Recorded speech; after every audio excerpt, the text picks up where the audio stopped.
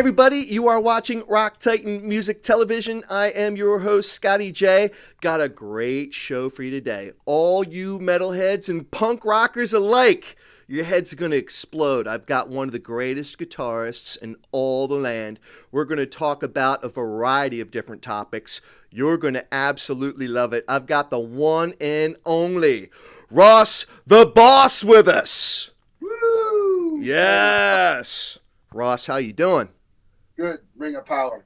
Good. Yeah. So I appreciate your time. Thank you for joining us on the show today. I know you are a very busy man because aside from being the most prominent musician that you are, you also run a batting cage, huh? Yes. And we're in the middle of our busiest season now. Wow. So it's insane, but it's good to be busy. Yeah. Really is. Right. Well, it's better than the alternative. So everybody.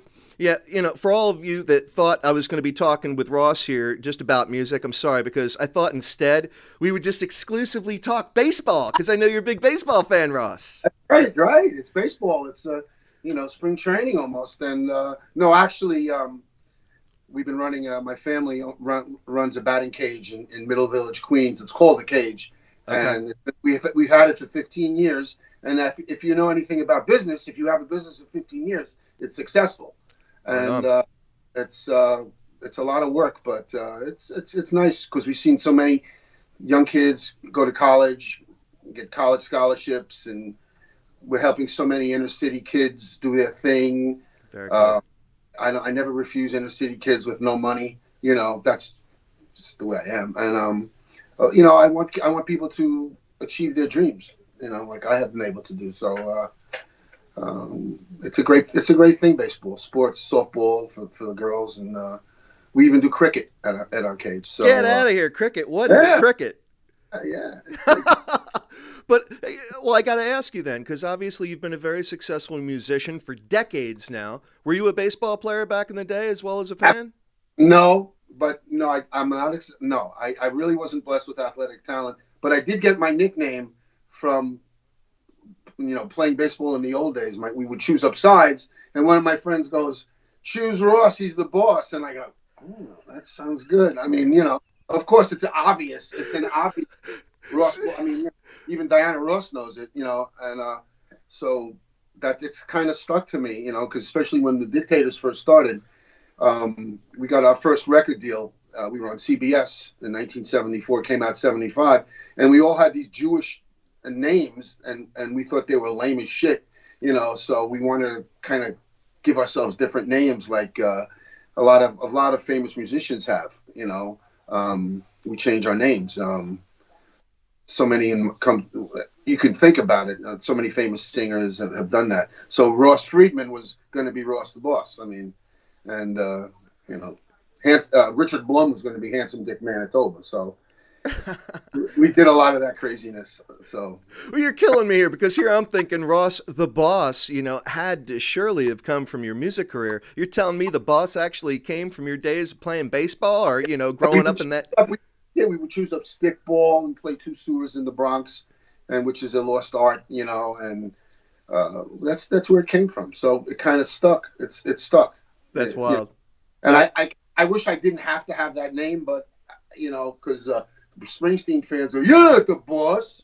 What boss are you? You're not the boss. You're not the boss of us." And Springsteen is like, "Listen, they call him the boss. Hey, listen, he is. I mean, he's great. But I mean, who also sang on the third Dictators record? But we could talk about that later. And of course, the Boss. Yeah, people know, Springsteen. But aside from that, I think there's a lot of Manowar fans out there that know full well who the real boss is. You know what I'm saying? Right. Yeah. So, but it's tongue in cheek, but everything that the Dictators did was tongue in cheek, with a sense of humor about it, and the sense of humor thing kind of got lost in Manowar. And, right. But that's a whole other topic. Yeah. Well, if only we had enough time to talk, because I know you have a lot of other things to do today other than just talk to me on Rock Titan TV. Right. But all that being said, again, everyone, we're here with Ross the Boss Friedman, And you all know him, of course, from Manowar and The Dictators and a lot of other projects that he's been Ross the involved with. Boss Band. Ross the Boss Band. Yes, Ross the Boss Band. That's what I want to talk to you about. And Hold then, on a second. Hold on. Yes, yes. All right. We lost him for a little bit. No, I'm coming back. We lost Ross the Boss for a little bit. I'm back. All right, Okay. all right. So yeah, of course we want to talk about, Ross the Boss Band, and Sworn by Blood. I want to talk about how that's been going for the last year. And then yes. Oh, okay. All right. We're going to grab the vinyl album cover. Yes, very cool. This is the tour vinyl that they put out. This is the original cover. Excellent. Right? Dan W. Decker from France did the new tour vinyl. He did this, and then we did this again. Right on. Right awesome. On. Very cool. Very cool. Yes, of course I've seen it. I've listened to the whole album already. Blood vinyl. Right. Yeah. And and then of course you've got Death Dealer, and I've talked with some of your compadres over there with Death Dealer, yeah. and from what I understand, I know you're going to be going back on tour with the Ross the Boss Band here very soon. But then you've also got things going on with Shakin' Street. You're going to be touring with them too, yeah? Okay, so Shakin' Street was the band I was in when I was opening up for Black Sabbath in England with on Heaven and Hell tour, and Ronnie Dio was for his first tour with Black Sabbath, and then we're doing a sound check. I think it was in Newcastle City Hall or one of those places, and Ronnie comes up to me and goes, he was like, this guy was like the sweetest guy I've ever met. I mean, he was like so unbelievably cool. And he comes up to me and goes, Ross, I really love your guitar playing, and I know the Dictators, I know CBGBs, I know of all of the New York rock things that you've done, and I go, I was like, whoa. I go, and I'm like, he goes, Dio, right? Yeah, Ronnie James Dio, and I got this guy on my crew. His name's Joey DeMeo, and he goes, you should go speak to him because he plays bass, and I think you two would hit it off. And I go, yes, sir. Yes, sir, Mr. Dio, whatever you say. So as soon as the sound check was over, I went and sought Joey out, and we formed a friendship, and it kept going on tour, and it said, well, let's do this. Let's form a band. Right on. So we made a plan, and we called the High Command. That's in the lyrics of the song Manowar that I wrote the music for, and we requested leave.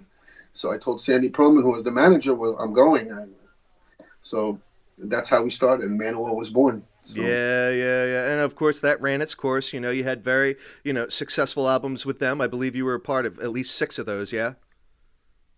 The first 6 records I did, and after Kings of Metal, I was kind of like told to leave, and when we get into we know this story. All your fans, if folks, if you don't know, people thought I left on my own, but right. I didn't. Right. There was issues, but I don't dawdle on negativity and what happened in 1988. I mean, listen, I've been able to just move on. After that, it was no problem. I hold no grudges or anything. Karma is karma. Things work out, and so like the next record I did was Manitoba's Wild Kingdom, a metal record, and it was 1990, yeah. And after that I kept starting doing records, and the Dictators started playing, and we started going to Europe again, and we did another record, and then there was all these records came after that. So well, you've had a lot of great stuff going on, and I mean pretty much everything that you've touched has been met with a pretty good deal of success. And then I know that just all the artists that you've had an opportunity to work with, I know that has to have been pretty cool for you. But then the funny thing is, I've spoken with a number of artists that have the same feeling about you. I mean, just speaking with Stu Marshall from Death Dealer the other day, I know that just the idea that here he is playing with you in Death Dealer, side by side, and he's a lead guitarist, you're a lead guitarist, and it's like, I'm asking him, how in the world do you divide, who's really, being the guy serving in that role of lead versus rhythm and whatnot? And he's just like, hey, man, it's Ross the Boss, So what is it like for you, other than you've played with a number of artists, but to be around musicians that maybe are a little bit younger than you, because of course you're like 39 years young, of course, you know. And there's been a lot of artists that they really revere you. I mean, to know the influence you've had on so many people, not just because of what you've done in metal, you know, with Manowar, with the Ross the Boss Band, with Death Dealer, and so forth and so on. You were also really one of those guys at the front of punk rock. You know, even before the Ramones came out with their debut album, there you are with the Dictators. You know, so you're out there in it. You've had so much influence on so many people. Has anyone of note ever really, other than Stu Marshall, of course, has anyone ever come to you saying, Ross, you were such a huge influence on my career. Thank you. Sure, guys in all these bands, yeah, I can't even start naming them. I mean, Yeah. It's like all the power metal bands, and then the punk rock. It's just the hardcore bands that came after the first punk wave in like, you know, Agnostic Front and all these people. I mean, you know, it's like, put it this way: if there wasn't the Dictators, I don't think that the Ramones were a year later. We totally influenced the Ramones, and they actually did California Sun on their record, and yeah. So it was like a year apart, but we came a year soon. We came we were the first New York band with a record contract. Well, two others had record contracts. It was the New York Dolls and Kiss. So right. Now, did you have any particular relationship with any of the Ramones? Well, not in the beginning, but Okay. as soon as we got to know each other, because we were the two bred New York bands, the real New York bands. We weren't transported from other parts of the country. Right. They're from Queens. We're basically from the Bronx. So we were like original New Yorkers in punk rock bands and punk. You know, I mean, the Dictators were more proto-punk, maybe, you know, half. You know, with me, it's more like punk metal, that kind of deal, like Motorhead was. And so, you know, there was really no categories back then. It was more like hard rock, you know, punk. Then the media put this thing, you know, put the punk thing on people. So it is kind of wild how everything is like so categorical now. You know, you've got like, you know, heavy metal, speed metal, thrash metal, death metal, black metal, doom metal, you know. Viking doom metal, Viking folk doom metal. I mean, I don't know. I can't keep up with it. Because there's like, I go, what? I mean, all it is music. I mean, I think that the categories would be better served, or just metal. Okay, metal. So with that being said, what's the Ross the Boss Band? What's Ross the Boss Band? Like, and I'm not asking you to categorize it, but would you say that, you know, the way the industry is now, that you really do cover a lot of those different areas of metal, or would you say that you want a specific thing? I think we're power metal, more Yeah. power metal, like the music that the genre that Manowar helped. I mean, really started, but I think it's more power metal, epic. We have epic songs. We have rock and roll songs, like I did with Manowar. We had our epic songs, and then we had the rock and roll songs, which balanced everything out on those first 6 records. So we had this template that we stuck with.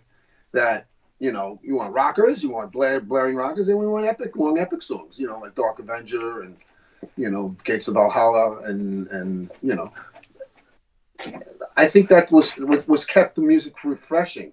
You know, if you just do one thing, I think it doesn't have a long shelf life on your record. You know, so for so long, because so many records come out and they're forgotten. But I think that if you have a good balance of music, you know, I think it's like the last record by Bloodsworn. You know. Okay. Perfect segue, because I was just going to ask you, you know, talking about, you know, records that just came out and their longevity, and, you know, before they're forgotten, you know, you're still supporting that album, which, you know, we're coming up. It was released last April in 2018. It's only been 10 months. Right. So, and here you are, you're getting ready to go out to tour again over in Europe in support of that album, yeah? Yeah. We have a couple of shows, but, you know, already we have to think of the next cycle, because that's the way heavy metal and the touring world is. Because, all right, so now the good news is that AFM wants another record, and we have to see if we're going to go with them. You know, we have some things to work out, and so that would be my fourth record on AFM. So I guess they kind of like us, and so we're thinking about the new record in 2020 next year already. And I got to get on my bike, and we got to. Mike LaPond and I have already started working on music, and it's not so easy spitting out a new record. I mean, it's really not. You don't want it to be a fucking hunk of shit, So. So have you already started working on new material as the Ross the Boss Band? Yeah, Mike and I have started. Yeah, we started, and so, it's so what's going to happen? I mean, the next album, it's already in the works. Well, we have to. I mean, AFM. I was told they're putting it on their release schedule for next year. Hopefully that everything goes well on our part. But I mean, I'm not releasing a record unless it's it's good or better than by Bloodsworn. Okay. So it's there's a lot of pressure there. I mean, plus with all the other shit I got to do. I mean, it's but I can do it. I mean, I'm good at multitasking. It's funny because we're going to have to take this topic off the record. I think I need to talk to you about time management because I suck at it. And clearly with everything that you have going on with the multiple bands that you play in, along with running, the batting cage and whatnot. I mean, my God, I don't even know how you do it. You've got so much energy. Most people are retiring at your age, Ross. Not that you're old, because again, we talked about, you're 39, 49, somewhere in that category, right? But here you are, you're going strong. I mean, there is no signs of slowing down whatsoever, and speaking of you going out with your band, I know that, just the other day I learned that Death Dealer has a new album that's coming out in the not too distant future. Well, yeah, I got to work on that too. It's a lot of work. It's a lot of knowing how to arrange 24 hours in the day. With doing everything, and but I don't take a day. Here's a little clue of how to do it. No days off. I work 7 days a week, every single day. Man. I don't take any time off. Man, I know that's kind of hard. I don't take vacations. I don't take anything. I'm just a workaholic, and that's. I mean, I know some people might look at that as like, "When's you going to smell the coffee? Don't you take some time off for yourself?" I go, "No, I don't. I go, my time." When I go to Sweden next Wednesday, I consider that great.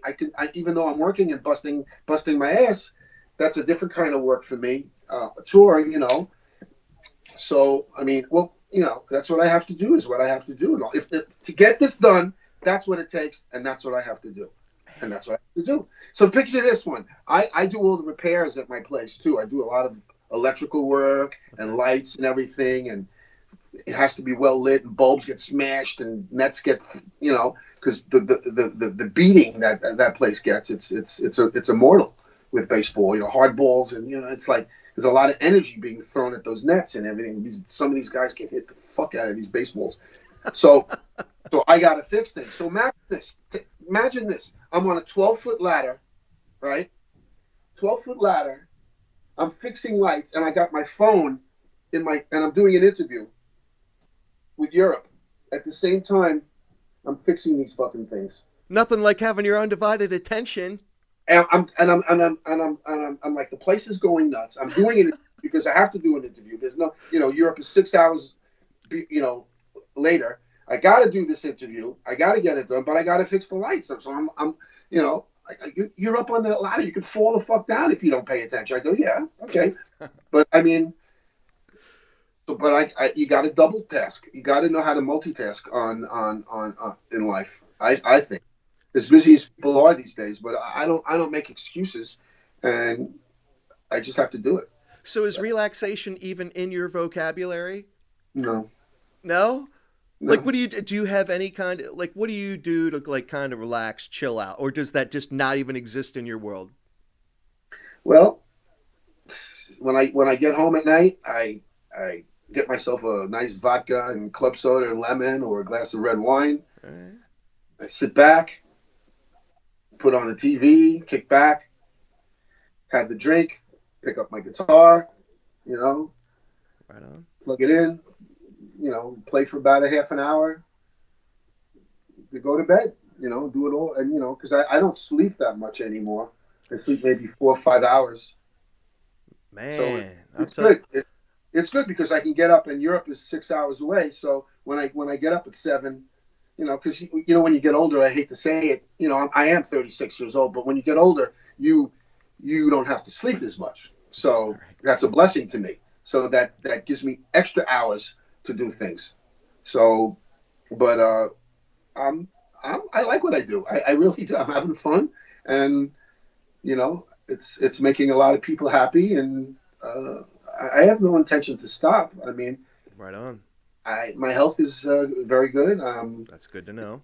Everything is all working. Everything is still there, and it's a blessing. So Well, let me ask you something, Ross. I'm just curious because I mean, even being as young as you are, I know yes, that you've played with a lot of artists over the years of note, and we've lost a number of artists that you came up through the ranks with. I mean, you talked about Motorhead not too long ago, and of course we lost Lemmy a couple years back, and I had a little bit of a heart to heart with Biff Byford about that. Just asking him about, do you think about your own mortality any differently? Because obviously, back in the '70s, '80s, it was a pretty hard scene. And I know you've talked about this in the past. Like, you never even expected to make it this long. It was all sex, drugs, and rock and roll. Have you, as the years have gone by, have you done anything differently with your life to try to maintain yourself, to keep on doing what you're doing? And has any particular loss, in your personal, professional life had any kind of impact on you where you were really thinking, oh man, like, I can't believe he's gone or she's gone. I better make some changes here. Has anything like that happened? well, that's a good question. How you put it. The loss of all the Ramones, really. I was all four of them are dead. Have passed, and I was really good friends with Joey Ramone Okay. at the end there, and we were all like Andy Sherman, like write songs for the Ramones, and Daniel Ray, who was in the Dictators NYC, produced them, and so we had a very close relationship with them, and all of them are gone. Okay, from cancer, Right. or from drug overdoses, but my thing about back in the day is I wasn't a drug addict. I did. I had. I still. Everybody had their little dabbles here and there, yeah. But no, I You mean, know, you were never a junkie. no, Yeah. I don't have an addictive personality. So Right. I never was a like back in the day. There was a heroin thing going downtown there, and it Well, was just real. cocaine was huge. Cocaine was huge. I had my fair share. I didn't do a lot of it, but I never really liked it, and you know, like alcohol. Nah, I mean, I drink, but I don't. I mean, it's socially, but I never pounded myself. I never You're pounded not my. guzzling a fifth of JD at a time. No, no. A All lot of right. my friends that did. Here's the problem. A lot of my friends that were junkies and had their bouts with substances and booze and all that. Now are paying the price when they've gotten older. Right. Okay. So I like compare it to like if you have a Lamborghini, right? Or you have a really expensive car and you don't change the oil until 65,000 miles. You know what I'm saying? Yeah. You don't change that oil, but you all of a sudden you start changing the oil, and you're going to see the problems come back, and you haven't taken care of yourself your whole life, you know, yeah, it's your body is going to betray you eventually because that's what it does. So, is there anything specific that you do to maintain yourself? Because I mean, you have such a crazy schedule. I mean, I'm just looking over your schedule that you have going on, with your own band, and and Yeah, then we talked about the fact that you're going to be going out with Shakin' Street, like right after that, yeah, and you're constantly on the go, like you talked yeah, about, and then you yeah. run the batting cage. Yeah. Is there anything specific that you do to keep yourself together? Yeah. I don't eat a lot of junk. I don't eat Okay. a lot of carbs and just candy and bullshit. Never have. My diet is pretty good. It's pretty good, steady. I get a lot of apple cider vinegar every day, Oh, olive right oil. on, man. I do that too. Yeah. Yeah, a ton of salad. I eat. I've always loved it, and just with a little protein. And I don't. Of course, I cheat. Of course, I go out for pizza every now and then. I don't deny myself anything. everything in moderation. I try not to eat late at night. I just, as far as exercise, I could do more exercise, but I don't have time to exercise. I mean, I'll go to the gym for a couple of hours. I can't, Right. but I have lightweight. I use lightweights here, and try to keep. I could lose some weight. I really could lose 10 pounds, but but the doctor says I'm in good shape. Well, So there you go. You step into the batting cage, take 100 swings a day, and you're good to go anyway, right? I used to do that, but I don't anymore. But you got to take care of yourself. I mean, drink a lot of water, and I don't know if you have good genetics. Yeah, that's got to be a big part of it too. Yeah. It's like if you have good genetics, you're gonna live. Yeah. If you don't, well, perhaps you won't. But take care of yourself. And another thing is my attitude. I think positivity, sense of humor. If anyone knows me, like I'm always like I'm a pretty sarcastic guy, especially on Facebook and stuff like that. With all the shit that's going down in the world. Right. So I'm very, very sarcastic, but not in a negative personal way. I never attack someone personally or anything like that. I like making fun. I like laughing. I like making jokes. People like my humor. I keep upbeat. I'm happy. I don't wake up and I'm depressed. And it's like you see a lot of people, and but my advice to them is you make your own bed. You lie in it, man.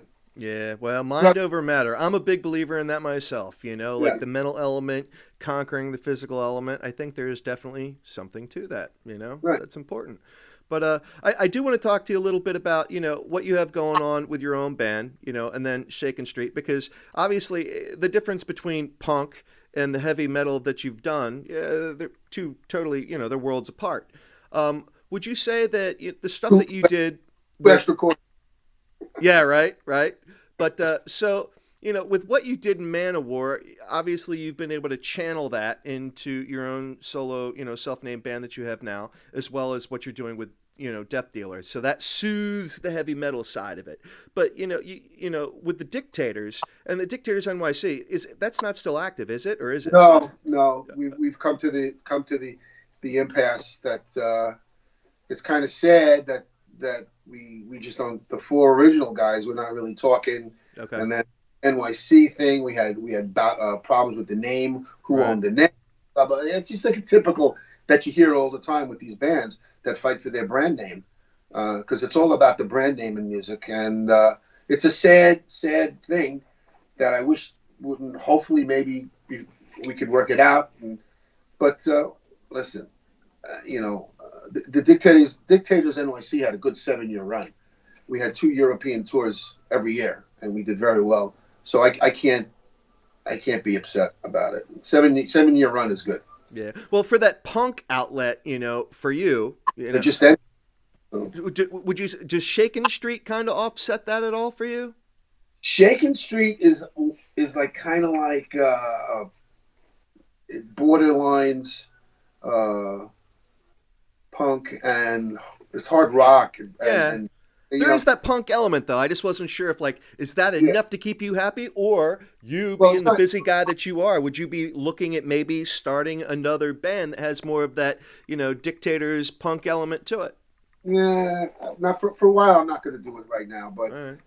but in Shaken Street, it's French. It's a French thing. Fabienne Shine is our singer. She's a French woman, and it's kind of that's why we did 15 shows in France last month. I mean, but it can't. We're doing the Canadian stuff. I think that it's limiting because I don't think we can go to Germany, right? Because the band wasn't that well known. Right. So just being able to go to Germany and get shows and start working that up. I don't think we could do it. So we're going to have to see. But in Shaken Street, I do play more lead guitar soloing than I ever did in the Dictators. Right on. Fabienne just told me to go fucking wild. That's cool. Just light the fucking place up, and that's what I did. We extended a lot of solos, and the band goes, "You just go for it, man. Whatever you want to play, we're right there for you. Just keep going. Just keep playing. Keep playing. Just keep playing." So I Cool. play, so it's cool. So that's not really punk. Okay. Yeah. Well, I Like mean, when you have a king of metal up there fucking ripping. So, true enough. True enough. but But I know the that fun just thing, from they what I seem to listened like to, it. I'm sorry. Everyone seemed to like it. So I mean, they weren't leaving. So Right. Right on. Right on. Um, obviously you're so busy with your music, and then you've got your own business that you deal with. But from what I understand, I haven't listened to your DJ program or your radio show, so I apologize for that. I'm going to have to tune in. But you're a DJ too, huh? yes, I am. That's I don't know. You ought to write a book on time management, man. Well, here's the deal. My show is called on GimmeRadio.com, and you can join for free. You Okay. download the app on your phone, and you hit it, and then it comes up. The music comes up, and you can talk to the DJs. You can talk to us. Actually, talk to us. And I'm usually on Tuesdays at 2 p.m. Okay. At 3 Tuesdays at 3 p.m. And my show is called Ross the Boss from the Cage. And Okay. and what and why is that? Because I record my shows at the Cage because that's the only time I could do it. And Dean Rispler, who's a big shot, and he has his own show on Gimme Radio, who's also the bass player of the Dictators NYC and the producer of Ross the Boss band of the last record. He comes and records me. We do the shows, and you can hear in the background the smashing of you can hear the balls hitting bats, and it's cool. So it's Ross the Boss from the Cage. So that's how I get those shows done, and everything's pre-recorded, and Okay. so that's how we do it. So, what motivated you to want to be a DJ and have your own radio show? As if you didn't have enough going on, what made you want to Right, do that? right. Dean Rispler suggested it. Dean was one of the founders of Gimme Radio in the Okay. very beginning, and he suggested get Ross because he's you should I think he would make a great DJ, because the history and the whole thing. I mean, and so Gimme Radio is like the fastest growing internet radio thing. I think we have about 200,000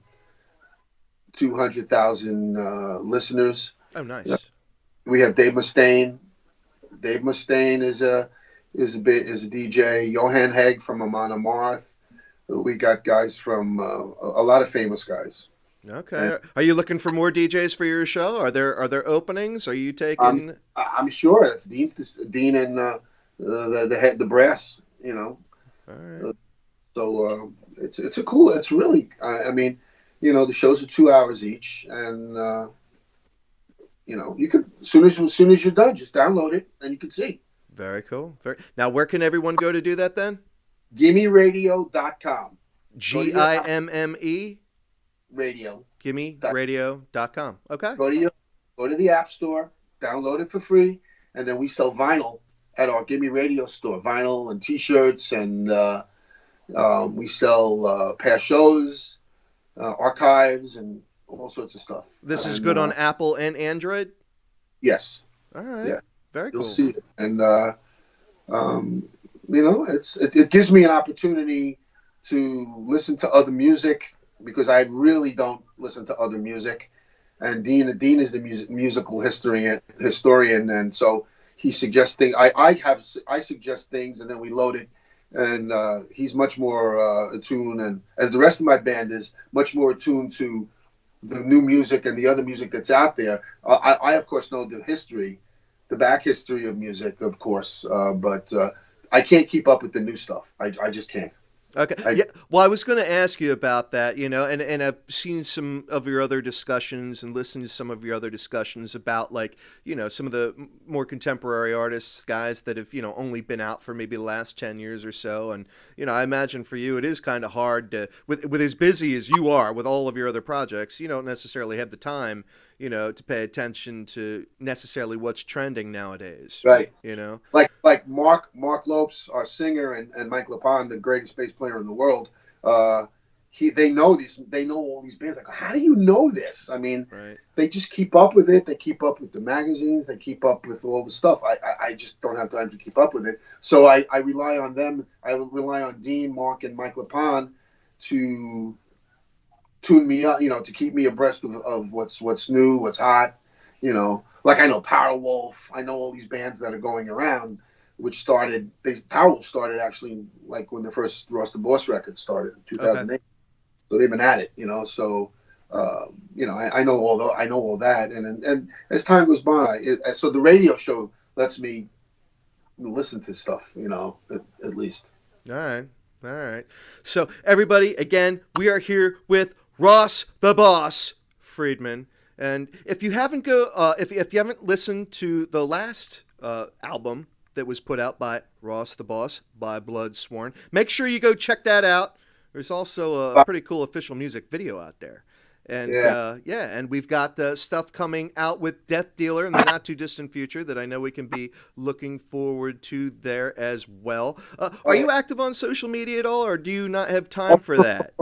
Oh, I'm active on social. Yeah, I'm pretty active on social media. Not Twitter, not Twitter or Instagram. I mean, I don't post the food. I don't post my dinners and my salads. Right.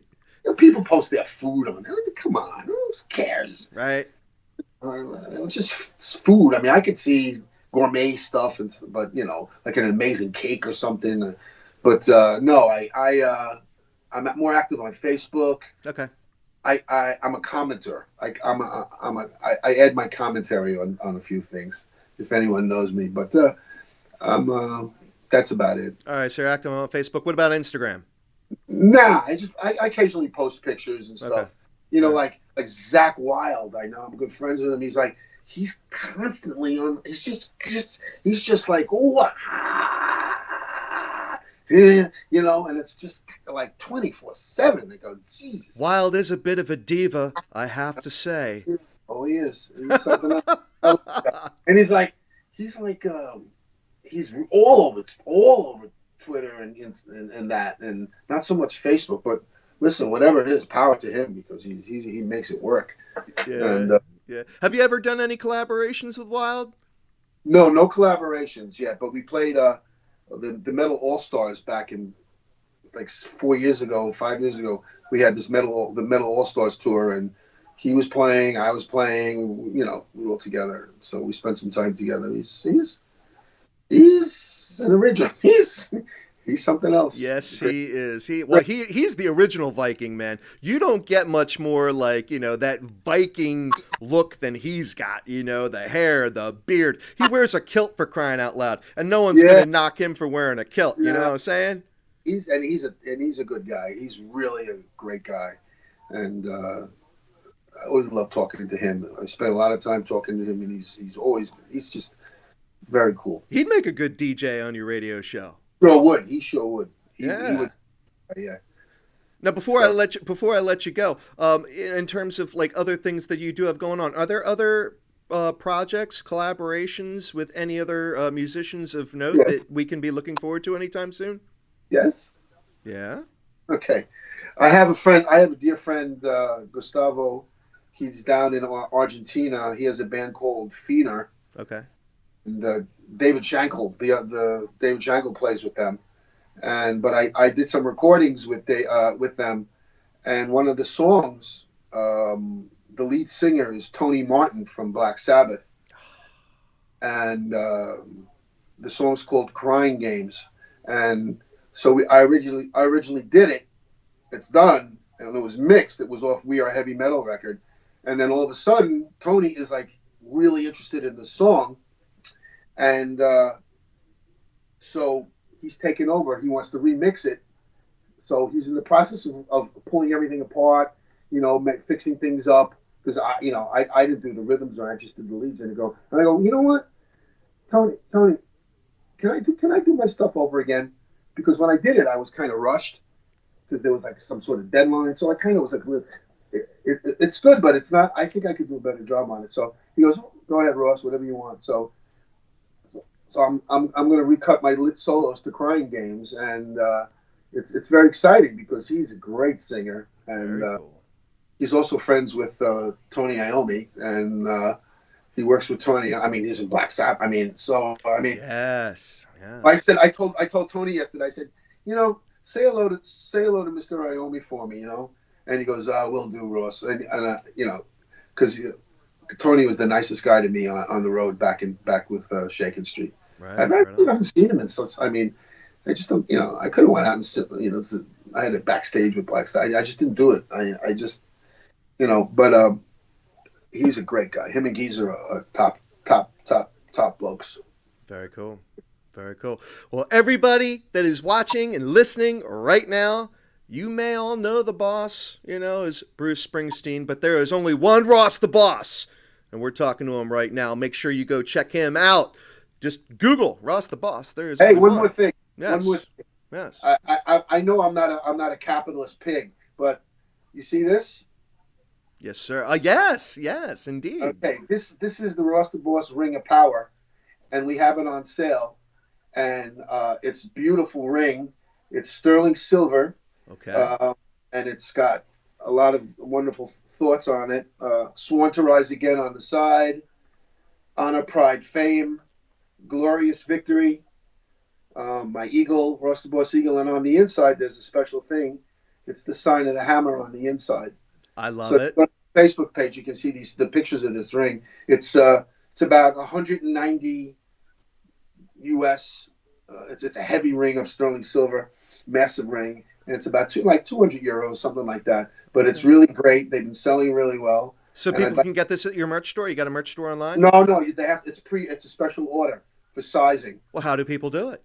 Well, go to my Facebook page. Okay, your Facebook page. All right, so go Ross the Boss on Facebook. Yes. Ross the Boss fans, Ross the Boss band. It's on it, and my personal Facebook site. And on my website, ross-the-boss.com, ross-the-boss.com, and you'll see the ring and the advertisement for the ring. The guy that makes this ring, the custom ring, is Alessio Leoncini from Italy, and the man's a genius. Very and nice.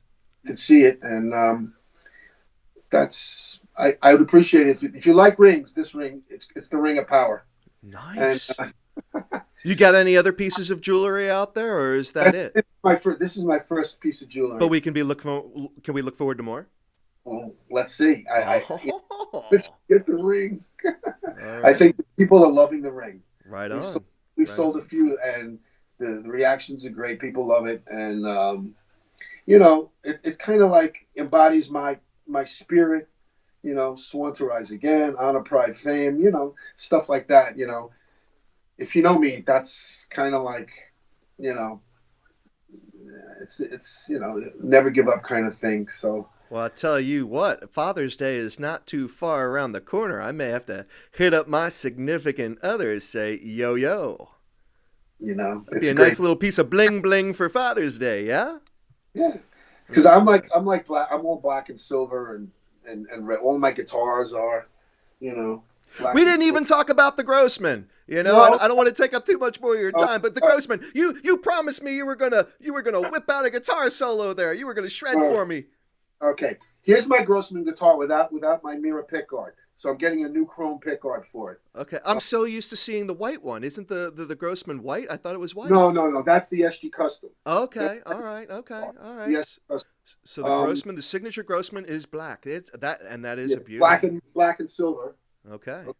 Like the pickup. There's a mirrored pickup on there. Okay. And it's really a brilliant guitar. Yes. And I know you're not a man for like a lot of effects pedals and stuff like that. You just plug into the amp and go, huh? Yeah. I don't use anything. I don't use anything. Now, how long have you been playing your signature guitar? How long has this been out? I got it last year on tour. Okay. Now, and is this available for the public? Can the public go out there and buy your Grossman? You can't buy it. You have to have it made. Oh, wow. Okay. All right. His name is Christian Grosu. He's in Romania. Okay. And the information is also on my website and on my pages. Okay. Grossman Guitars. It's spelled Grosmann, and he's really a fine guitar maker.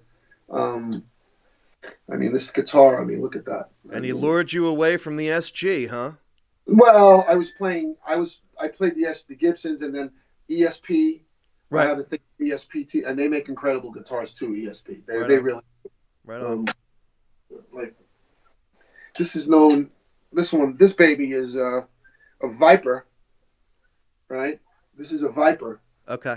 All right. This one is great too. But Right this on. is Glenn. This is the Glenn Tipton Viper. Ah. You see that red, down the thing. He's in red. But Yes. I wanted a Yes. guitar. I wanted a guitar with a. Okay. Right on. So, but I have other Vipers here too. They make incredible guitars. 24 frets. I like 24 frets because that's two more. And if you know what to do with it, it's good. So, Yeah. but Well, we all know you know what to do with it. I don't know I, that all your listeners know what to do with it, but you definitely do. I put it to use. Yeah, right on. Right on. But Well, Ross, thank you so much for your time. And you really shouldn't be camera shy, man. You're amazing. You're amazing. I'll tell you what. well, I just wanted to look okay for. Yes, yes, no, indeed. So, everybody, again, I'm Scotty J. You're watching Rock Titan Music Television. We are here with Ross the Boss. We're out.